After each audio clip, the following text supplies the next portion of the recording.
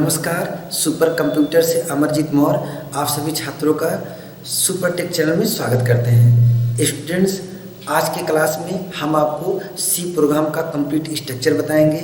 ये सीखने के बाद इसके अगले वीडियो से आप लोग खूब अच्छे से प्रोग्राम बनाना सीख जाएंगे।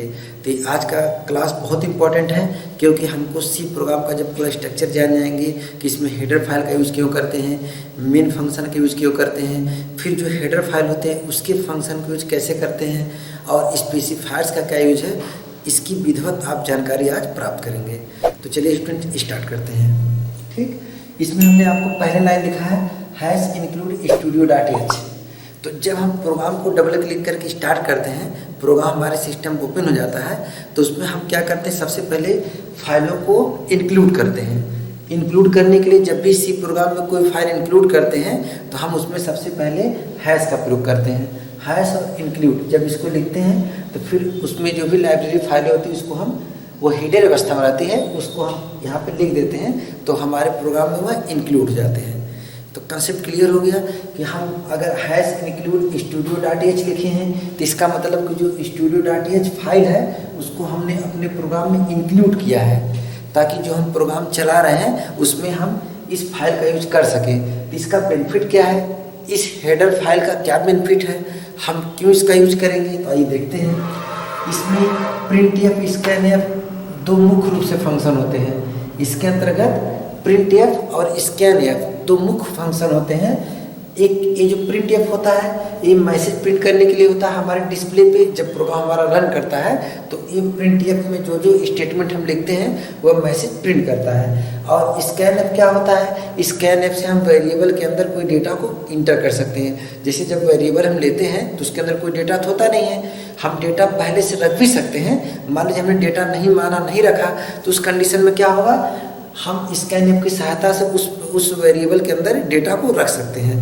तो इसीलिए हम इस पहली लाइन का प्रयोग करते हैं इंक्लूड studio.h। इसका पूरा नाम होता है standard input output. Standard input output clear. चलिए दूसरी लाइन में हमने लिखा है हैश इंक्लूड conio.h। इसका पूरा नाम है console input output. Console input output ये भी हेडर फाइल है। जहाँ पर .h लिखा रहता है उसे आप हेडर फाइल समझेंगे। ठीक, तो हम इस फाइल को भी इंक्लूड किए हैं। कैसे इंक्लूड किए हैं, हैश इंक्लूड की सहायता से। तो जब भी सी प्रोग्राम में हम हैश इंक्लूड के बाद ऐसा कुछ लिखा हुआ आप देखेंगे तो आप तुरंत कैच कर लेंगे कि वो इसका मतलब कि इसमें इस फाइल को इंक्लूड किया गया, इस हेडर फाइल को हमने इंक्लूड किया है। ठीक, इसकी जब हम ये दोनों फाइलों को इंक्लूड कर लेंगे, हाँ इसके इंक्लूड करने से क्या बेनिफिट मिलेगा, इसमें क्लियर स्क्रीन और गेट ch, इसमें क्लियर स्क्रीन और गेट ch दो फंक्शन का हम मुख्य रूप से कर सकते हैं। क्लियर स्क्रीन से क्या होता है कि हम पूरे स्क्रीन को क्लियर कर लेते हैं, और जब प्रोग्राम रन करता है तब ध्यान दीजिएगा हम जो भी फंक्शन लिख रहे हैं तो जब प्रोग्राम रन करते हैं, जब प्रोग्राम को रन कराते हैं तो उसी समय वो काम करते हैं। उसके पहले तो हम स्टेटमेंट उसके अंदर लिखते हैं। ठीक, गलत या सही जो भी हम लिखेंगे वैसा हमारा प्रोग्राम रन करेगा। और गेट ch, जैसे हमने कोई प्रोग्राम बना दिया, हम चाहते हैं कि प्रोग्राम के बाद जो प्रोग्राम है बस ये ऑप्शन चले, उसके बाद रुक जाए, ब्रेक हो जाए, तो इसके लिए हम किसका प्रयोग करते हैं, गेट ch का। तो इन दोनों का प्रयोग हम इस फंक्शन के साथ, इस हेडर फाइल की सहायता से इन फंक्शन का प्रयोग हम करते हैं। तो जब भी आप प्रोग्राम कहीं देखेंगे, बुक में कहीं भी लिखा हुआ, तो अगर ये चीज़ लिखा है तो आप क्लियर समझ जाइएगा कि अपने हम प्रोग्राम में इन हेडर फाइल का हम इंक्लूड किए हैं, और इन हेडर फाइलों के फंक्शन का प्रयोग हम आगे नीचे प्रोग्राम में करेंगे। ठीक, जैसे हम इसको लिख लेंगे तुरंत इसके बाद एक मेन फंक्शन होता है। मेन, जब भी कोई फंक्शन हम लिखते हैं स्टूडेंट्स, देखिए मेन, उसके सामने एक ब्रैकेट जरूर होते हैं। जब भी कोई फंक्शन होगा तो कोष्टक जरूर होगा, लेकिन मेन फंक्शन केवल इसी के साथ नहीं होता है, इसके साथ ब्रेसेज होते हैं। देखिए ये ब्रेसेज हो गए, ये ओपनिंग ब्रेस हो गया, एक क्लोजिंग ब्रेस हो गया, एक ओपनिंग ब्रेस और क्लोजिंग ब्रेस, इसको आप पहचानते होंगे। ठीक, तो इस तरह का जब भी मेन फंक्शन होगा तो इसकी कंप्लीट इसके साथ आएगा। तो ठीक, अब हम जब भी कोई प्रोग्राम स्टार्ट करते हैं सी के प्रोग्राम में, जब भी कोई प्रोग्राम स्टार्ट करेंगे तो हम कहाँ से स्टार्ट करेंगे, मेन से स्टार्ट करेंगे, मेन फंक्शन से स्टार्ट करेंगे। अब यहाँ से हम कोई भी प्रोग्राम स्टार्ट कर सकते हैं, 1 line 2 line 3 line 4 line 5 line, जितने लाइन का स्टेटमेंट होगा हम यहाँ पे लिखेंगे और हम अपने प्रोग्राम को रन कराएंगे। ठीक, तो आइए हम अभी इसको मिटा रहे हैं, नीचे की लाइन। हाँ, जैसे आप समझ गए कि हम इसे क्यों इंक्लूड कराते हैं। हमने मेन के बारे में बताया कि मेन फंक्शन ऑलरेडी जब भी हम सी कंपाइलर ओपन करते हैं तो मेन फंक्शन इंक्लूड रहता ही है पहले से ही, बस केवल हमें लिखना होता है। हम जैसे लिखते हैं ये तुरंत एक्टिवेट हो जाता है और कार्य करना स्टार्ट कर देते हैं। बस मेन फंक्शन का यूज क्या है कि सभी कार्य, सभी स्टेटमेंट इसी मेन से स्टार्ट होते हैं। ठीक, तो इसे निश्चित लिखते हैं, बिना इसके हम कोई प्रोग्राम रन नहीं करा सकते, न कोई प्रोग्राम चला सकते हैं। आइए फिर देखते हैं। जैसे हमने मेन फंक्शन स्टार्ट कर दिया तो एक एग्जांपल ले लेते हैं कि मान लीजिए हम किसी वेरिएबल में कोई डेटा इंटर कराना चाहते हैं। कोई वेरिएबल हम ले और उसमें कोई डेटा इंटर, या ऐसा प्रोग्राम बनाना चाहते हैं जिसमें हम कोई एक नंबर इंटर करा सके अपने कीबोर्ड के द्वारा।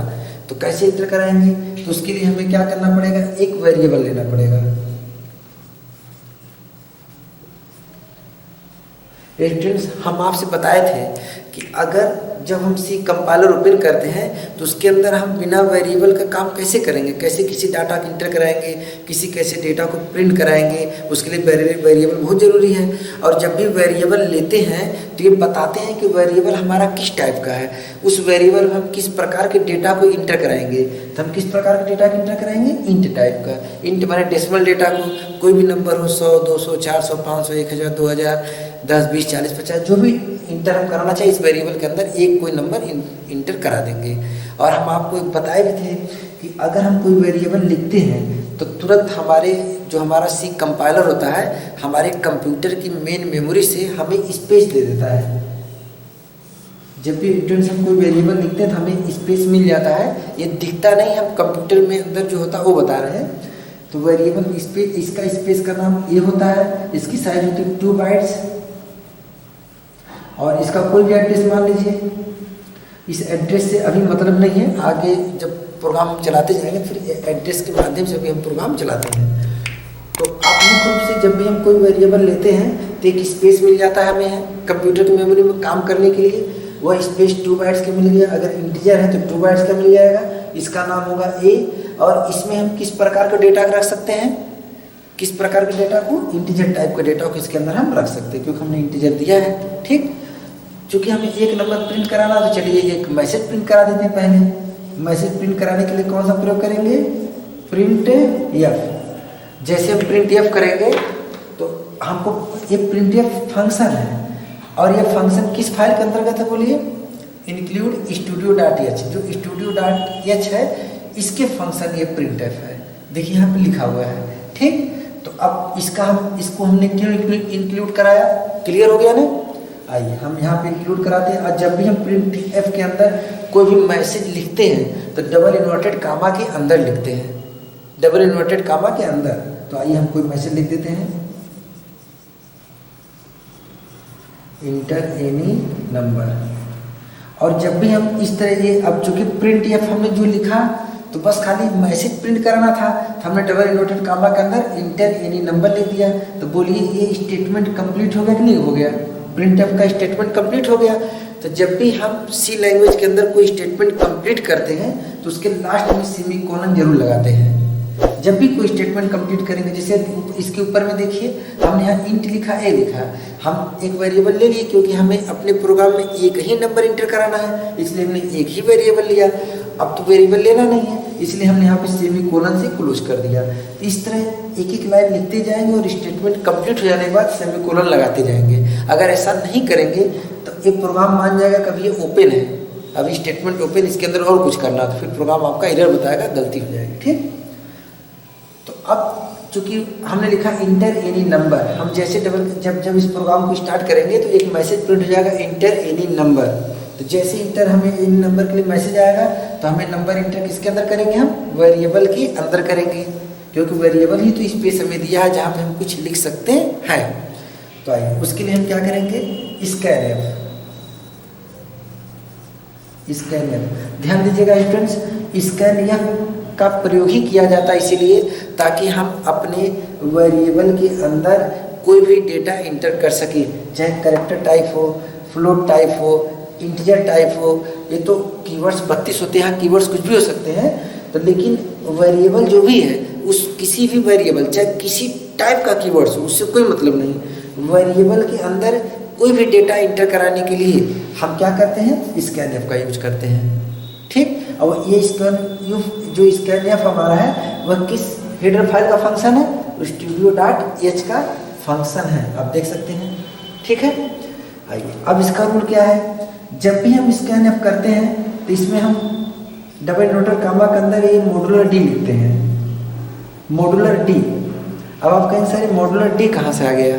ठीक, तो आइए सी कंपाइलर के अंदर जो है कुछ स्पेसिफायर्स होते हैं जिनकी सहायता से हम वेरिएबल में डेटा को इंटर करते हैं और वेरिएबल के डेटा को प्रिंट भी करते हैं।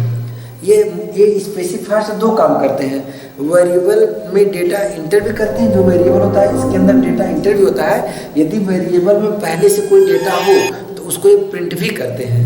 ठीक, तो वेरिएबल में डेटा इंटर करने के लिए स्कैनएफ का प्रयोग करते हैं और वेरिएबल के डेटा को प्रिंट करने के लिए प्रिंटएफ का प्रयोग करते हैं। ठीक है, आइए देखते हैं और भी स्पेसिफायर्स होते हैं, जैसे मॉड्यूलर डी हो गया और मॉड्यूलर सी हो गया। मॉड्यूलर डी से हम डेसिमल नंबर वेरिएबल में इंटर करने के लिए मॉड्यूलर डी का प्रयोग करते हैं।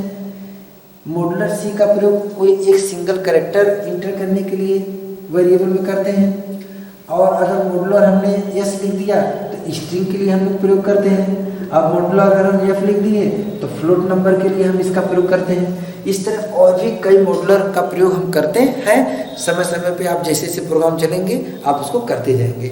बस आपको स्टूडेंट्स यहाँ पर ये चीज़ जानना है कि हम मॉड्यूलर का प्रयोग करते हैं क्यों, मॉड्यूलर डी का प्रयोग, मॉड्यूलर सी का प्रयोग, मॉड्यूलर एस का प्रयोग, मॉड्यूलर एफ का प्रयोग या मॉड्यूलर ओ का प्रयोग क्यों करते हैं। उसका केवल एक रीज़न है कि हम अगर इसका प्रयोग न करें तो हम इस वेरिएबल में जो हम वेरिएबल लेते हैं इस वेरिएबल में कोई डेटा इंटर कर ही नहीं पाएंगे, और या तो जो वेरिएबल में डेटा पहले से हो तो उसको प्रिंट भी नहीं कर पाएंगे। ठीक, तो इस मॉड्यूलर की सहायता से, ये मॉड्यूलर का डायरेक्ट संबंध वेरिएबल से होता है। ठीक, तो हम इन मॉड्यूलर की सहायता से हम वेरिएबल में डेटा को इंटर करते हैं या वेरिएबल के डेटा को प्रिंट करते हैं, और अलग अलग टाइप के डेटा के लिए अलग अलग मॉड्यूलर होते हैं। कन्फर्म। तो आइए यहाँ पे चूंकि इंटीजर टाइप का डेटा है, ये जो डेटा हमको फीड करना है इसके अंदर वेरिएबल के अंदर, किस टाइप का बोले स्टूडेंट्स, इंटीजर टाइप का। इसीलिए इंटीजर डेटा के लिए हमेशा परसेंटेज डी का इस मॉड्यूलर का प्रयोग करते हैं, मॉड्यूलर डी का प्रयोग करते हैं, याद कर लीजिएगा आप लोग। तो मॉड्यूलर डी हमने लिख दिया, और लेकिन लिखने का तरीका क्या है, स्कैनएफ डबल इन्वर्टेड कामा में, फिर जैसे लिखेंगे तुरंत यहाँ पे एक सिंगल कामा देंगे नीचे का। इसके बाद फिर क्या करेंगे, एड्रेस आप यहाँ पे एड्रेस देते हैं, इसे बोलते हैं एड्रेस आप, जो निशान एंड का एड्रेस आप। इसके बाद हम नाम दे देंगे किसका बोलिए, अपने वेरिएबल का ए, और ये स्टेटमेंट बंद हो गया। अब आपके इस प्रोग्राम में ये लाइन समझ में आ गया। मेन का मतलब आप समझ गए कि जो मेन फंक्शन होता है सबसे इंपॉर्टेंट होता है, ये हमेशा कर्ली ब्रेसेस के साथ आता है, ये ओपन है, यहाँ पे क्या हो जाएगा, फिर लास्ट में स्टेटमेंट क्लोज हो जाएगा। इसके बिना हम कोई प्रोग्राम स्टार्ट नहीं कर सकते या रन नहीं करा सकते। फिर इसके अंदर ही सारे स्टेटमेंट होते हैं। इसमें पहला स्टेटमेंट क्या है, हमने एक इंटीजर लिया है, एक वेरिएबल ले लिया इंटीजर टाइप का। फिर दूसरा स्टेटमेंट क्या है कि हमने प्रिंटएफ की सहायता से एक मैसेज को प्रिंट करा दिया है।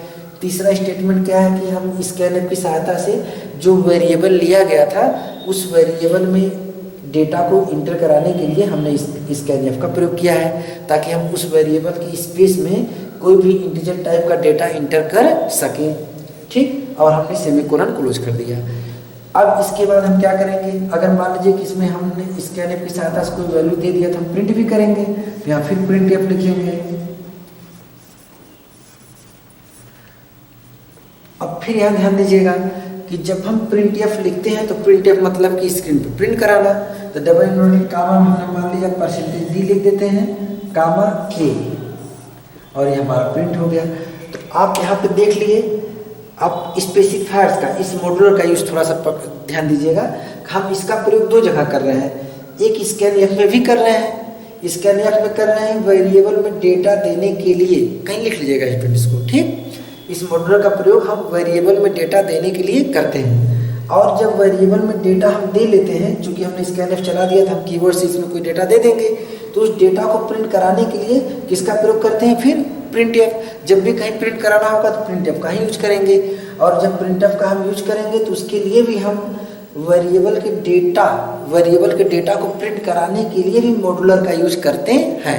माने इसमें डेटा इंटर करने के लिए भी मॉड्यूलर का यूज करते हैं और वेरिएबल के डेटा को प्रिंट कराने के लिए भी मॉड्यूलर का यूज करते हैं। तो इसका प्रयोग आप बहुत समझ में आ गया होगा। आज की क्लास का सबसे इम्पोर्टेंट चीज़ यही थी। इसके बाद अब हमने इसे प्रिंट कर लिए, अब हम फिर यहाँ पे स्टेटमेंट क्या कर देंगे, क्लोज कर सकते हैं। ठीक, एक प्रोग्राम रन नहीं कराना, बस आपको समझना है कि जो हम प्रोग्राम लिखते हैं सी कंपाइलर के अंदर, उसमें एक एक लाइन का अर्थ क्या है, उसका क्या मतलब, उसको किस क्रम से लिखते हैं और उसके लिखने से क्या होता है। अब यहाँ पे ध्यान दीजिएगा कि अगर स्कैन हम करते हैं तो एड्रेस आपका प्रयोग करते हैं किसके लिए, वेरिएबल के लिए। लेकिन यदि प्रिंट का यूज हम करते हैं तो प्रिंट कराने के लिए हम एड्रेस का यूज नहीं करते हैं। और लिखने का तरीका ये है, डबल इन्वर्टेड कामा, फिर कामा के बाद वेरिएबल, कामा के बाद वेरिएबल लिखते हैं। ठीक, तो आज के प्रोग्राम में हमने एक सी प्रोग्राम का स्ट्रक्चर कैसे होता है, उसमें हम मेन फंक्शन का यूज कैसे करते हैं, हेडर फाइल का यूज कैसे करते हैं, फिर उसके अंदर स्पेसिफायर्स का यूज कैसे करते हैं, फिर वेरिएबल अगर कोई लेते हैं तो वेरिएबल में डेटा इंटर कैसे करते हैं, वेरिएबल डेटा को प्रिंट कैसे करते हैं, एक उसका एक परिचय दिया है। अब अगले वीडियो से हम आपका एक प्रोग्राम बनाएंगे, उस प्रोग्राम में भी हम आपको विधिवत इसके बारे में बताएंगे। लेकिन उसके पहले स्टूडेंट्स आप लोग इस वीडियो को देख लीजिएगा। इसके पहले का वीडियो हमने बनाया था वेरिएबल और कीवर्ड्स का, वो भी देख लीजिएगा। इसी के साथ आज का क्लास क्लोज करते हैं। नमस्कार।